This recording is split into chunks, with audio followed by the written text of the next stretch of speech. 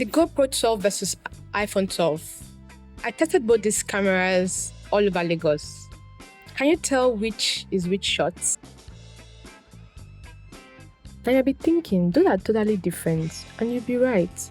The iPhone 12 which dropped back in October 2020 was around $799 USD, which is approximately 1.2 million naira. Features a dual 12 megapixel camera system on the back, offering a standard wide lens and an ultra wide lens for capturing different perspectives. You also find a 12 megapixel camera on the front. One of the cool things the iPhone does, especially in its portrait mode for photos and sometimes even subtly in videos, is to add a bokeh effect, which beautifully blurs the background to make your subject stand out. Then we have the GoPro Hero 12 Black, released in September 2023, which typically retails for around $399 USD, which is approximately 610,000 naira. It's built for action, think dynamic videos, tough environments, and that signature super wide look. It boasts incredible image stabilisation and can shoot up to 5.3K video. Oh, and it's tough and waterproof. Perfect for whatever Lagos will throw at us. So we took both of these cameras all over Lagos, from the sunny streets to events to even the pool. Spoiler alert. So let's see how they both stack up. Let's quickly chat about how I usually set up the GoPro for outdoor shots here in Lagos. The sun here can be intense, and the GoPro is all about capturing action, so my settings usually reflects that. For most daytime shots, you'll see I'm often shooting in 4K resolution at a smooth 60 frames per second. This gives us fantastic detail and that fluid motion that's perfect for action. I also make sure HDR is turned on. The aspect ratio is usually set to 16:9, which is great for standard video viewing. And trust me, with some of the roads we have been on, hyper smooth is definitely on. I usually keep it in the standard on mode for reliable stabilization. For the field of view, I typically stick with linear, which gives us a more natural, less distorted perspective compared to the super wide options. And the zoom is usually set at 1.0x to keep the original wide angle without any digital zoom. When it comes to seeing the whole picture, even with the linear lens, the GoPro still captures a wide view. For the more techie bits under Pro Tune, I usually have the color profile set to natural. I like a more realistic look straight out of the camera, and it works really well with the vibrant colors we see all around Nigeria. I also keep the sharpness around medium, enough detail without looking artificial. For audio, I make sure raw audio is set to high to capture the best possible sound, and I always have wind noise reduction turned on. While the GoPro does a decent job with automatic white balance, I usually leave the white balance set to auto to let it adjust to the changing light conditions naturally. So that's my general go-to for GoPro outdoor shoots. For the iPhone settings, throughout our tests, I recorded all the iPhone footage using the back camera at 4K resolution, 60 frames per second, and with the zoom set to 1x. Now we're heading into this event center on a super bright Lagos day. On the left, you are seeing the footage from the GoPro Hero 12 Black, and on the right, the iPhone 12. Right off the bat, you notice the field of view. The GoPro is capturing so much more of the scene.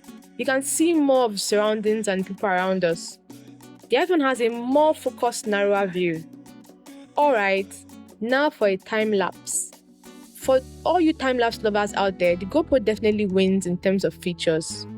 It has really robust time-lapse settings, including cool options like night lapse and even star trails. iPhone built-in time-lapse feature is pretty basic in comparison. So while this next bit isn't the most visually exciting, it's a real part of using a GoPro. You see that repairing your file, please wait message? Yeah, file corruption can happen. While GoPros often try to recover, it's not always perfect. Well, let's see if this manages to save this footage, because sometimes it does, sometimes it's lost or glitchy. Alright, let's check out some of these photos we snapped on the porch. Even though these are mainly video cameras, they can still take pictures. And it's interesting to see the difference. First up, the field of view again. The GoPro photo is much wider, capturing more of the scene, while the iPhone is more zoomed in. When it comes to still photos, the iPhone 12 has a clear advantage in terms of versatility. It has more photo settings like portrait mode, without background blur, even some level of aperture control. The GoPro's photo mode is much more limited. It's really designed for capturing stills alongside action video. Okay, for this next segment, we're in a moving car during the day. Now here's a little oops on my part. The GoPro on the left is recording without its hyper smooth stabilization turned on. The iPhone 12 on the right has its standard stabilization working. What's the difference in smoothness? The GoPro footage on the left is much shakier and has more vibrations from the car movements. You really see those bumps in the road. In contrast, the iPhone footage on the right is noticeably more stable, with less of that raw movement. This really shows how important those built-in stabilization features are when you're shooting from a moving vehicle. While the GoPro's wide view still captures a lot, the lack of stabilization makes it less smooth to watch. Now for another driving scene, but this time, I remember to turn on hyper smooth stabilization on the GoPro Hero 12. The iPhone 12 on the right is still doing its thing. You should still see a huge improvement in the smoothness of the GoPro footage on the left compared to the last clip. Hypersmooth is working its magic to counteract those car vibrations, making the footage much more stable and watchable. Now we are diving into the GoPro underwater. All this footage is from the GoPro Hero 12. This is where action cameras really shine, thanks to being rugged and waterproof. The wide field of view is super useful underwater, capturing a broad perspective of everything. GoPros also have underwater modes that help correct the color contrast that water can create.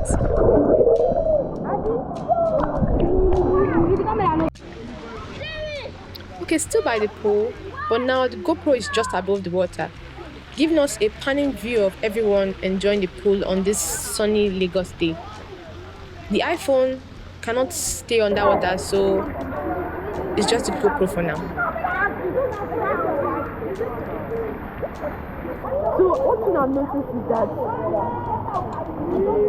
among all the time when I've been snapping, when I snap outdoors, especially in Nigeria weather, the camera tends to get really hot. But now I've been just taking bursts of shots and videos inside the pool and it doesn't get hot.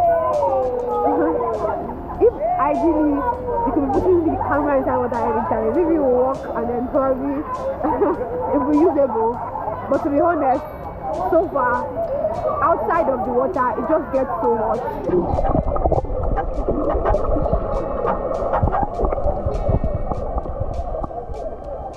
Just dip in for about 30 minutes.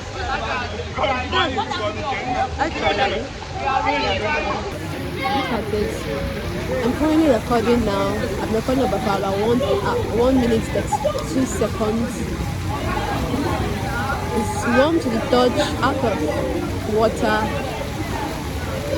So I'm just kind of like patiently waiting for when it will be like go off on me and say repairing file. The sun is not as hot. At the moment it's still 2 p.m. Yeah. Are you ready? Yeah. Okay, let's go.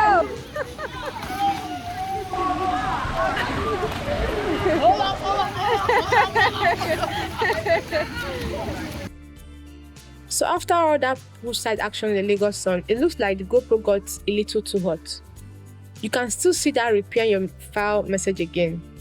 Hopefully, I can recover this footage. It's a good reminder to be aware of the camera's temperature, especially during long shoots in the heat.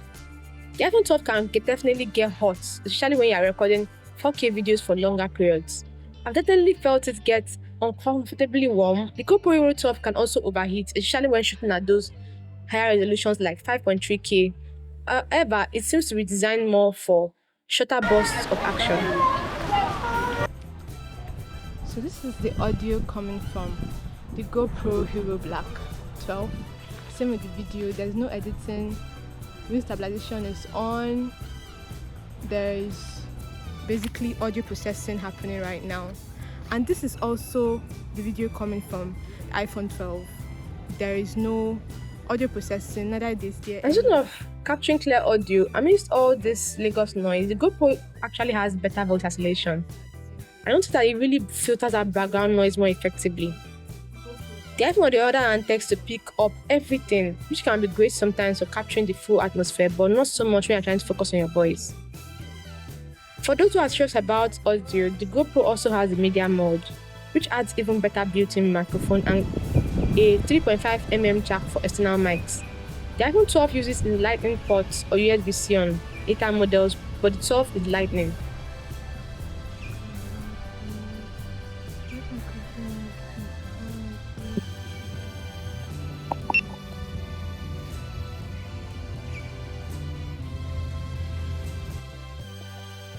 Notice how the iPhone on the right seems to have a much shallower depth of field.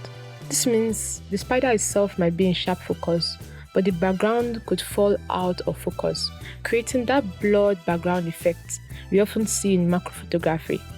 This is often achieved automatically by the iPhone as it senses you are close to a subject. Now look at the GoPro on the left. You will likely notice a much wider depth of field. More of the spider and the wood around it tend to be in focus, but this time it looks like it's out of focus entirely because it doesn't seem to notice the spider.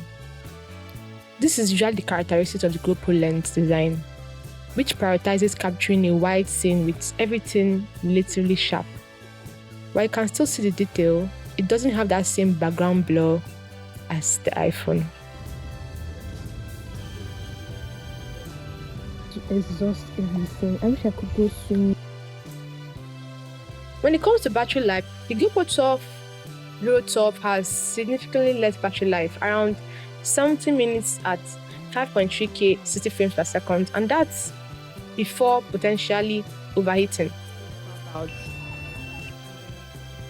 The iPhone 12 has better overall battery life, allowing you to generally get through a full day of moderate use, maybe around 8 to 9 hours capturing photos and short videos. But if you're consistently recording 4K videos, it will drain much faster. Alright, for this next part, we are treated to a view of the Atlantic Ocean, the iconic Third Mainland Bridge stretching across the horizon. You can see the GoPro here, and the screen is telling a not so good story. Your GoPro turned itself off during the previous session because it ran out of battery. This is just the reality of relying on battery-powered devices for long filming sessions, especially when you are out and about. I can see that I've already plugged it into to charge for our next shot. Outside. Just holding it. So for now, it looks like the GoPro is incorporating with this power bank for continuous use without battery. We might have to find a different power source to be able to record much longer. I have to wait. Alright, for this, we have moved indoors to my studio. Take a look at our setup. The GoPro is above and the iPhone is below. We've got my standard lighting in place, the kind I use for most of my talking head segments. Now let's see how each of these cameras perform in this more controlled environment as I read through a video script. There it is. You can even use voice commands now thanks to Bixby and Google Assistant. If you want to change the screen brightness, pay close attention to the level of detail each camera is capturing in my face, my clothing, and observe the color accuracy of my skin tone and colors of anything else visible in the frame. It seems like the GoPro decided to go off on me. Increase the brightness of the phone to the highest. I realized that saying highest won't work. You can probably hear the beep and see my reaction. It looks like it may have overheated or encountered another one of his little mid-recording pauses. Even though the GoPro went off there, the iPhone is still capturing the scene. This shows that reliability during longer takes is only possible with the iPhone 12, especially in this hot Nigerian weather. Work perfectly. So this is time to stay. If you haven't yet, do like and subscribe. So let's get back to the cameras. So now talking about Both the iPhone 12 and the GoPro Hero 12 are actually pretty comparable for vlogging here in Nigeria. I hope this comparison has been helpful. Let me know in the comments which camera did you prefer in different situations, and don't forget to like and subscribe for more tech reviews from Tech Mansion. I don't want to fall inside a crab hole.